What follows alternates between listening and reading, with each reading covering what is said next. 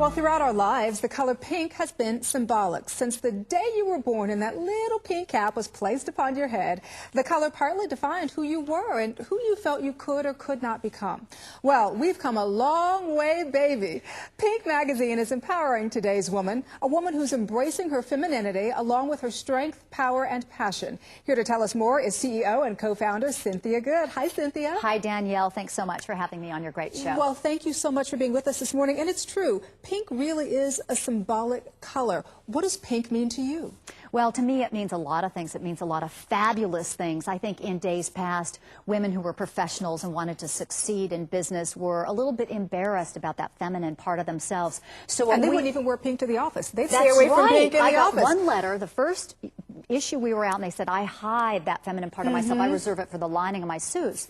But what we think really constitutes success now for women in the 21st century is being fully authentic and being everything that you are as a woman, being very powerful and being strong as well as sensitive and nurturing. So all those things come together, and that's the best that you can be. And you're getting ready to launch the 4th annual Pink Conference Series, which is absolutely exciting. What are some of the other exciting things you have in store in that regard? Well, that's true. We're revamping the entire website. We're about to launch at the end of this month an online global community for women to help women connect themselves with everything they need to have their companies thrive and their careers succeed as well. We're also have just launched a job board. There are great jobs out there for women. Deloitte and Mass Mutual are talking about the great job opportunities they have at those companies.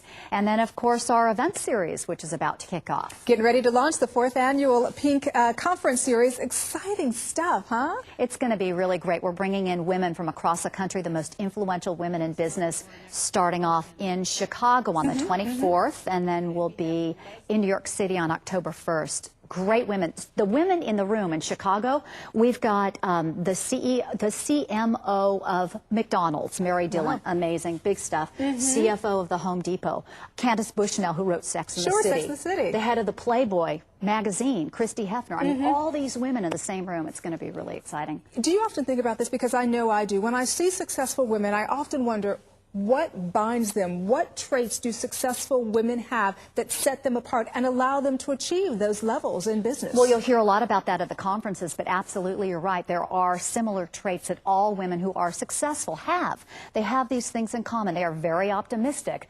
They never take no for an answer. They keep forging ahead on what they believe in, and they remember to ask for what they want. And a lot of us are shy about doing that. We are shy about doing that. And a lot of times when we as women hear no, we want to take our toys and go home, because our feelings tend to get hurt a little easier. But at the same time, in order to be successful, guess what? Got to say, I'm just going to keep going, and if I hear no 100 times, you know, not going to give up. That's right, and that's something that a lot of the guys already know. No means no just for that 1 minute, and then you got to get back in there. And also networking, reaching out to those that you know, your friends as well as colleagues, and connect with them and talk about what business opportunities you can bring to each other. We can do more of that as women. Sure. Now, where can we go for more information, especially on the conference series? pinkmagazine.com. It's all right there, and I'd love to hear from everybody, too. You can email me at editor@pinkmagazine.com. We will do that. Thank you so much for sharing your insight. Thank you so much.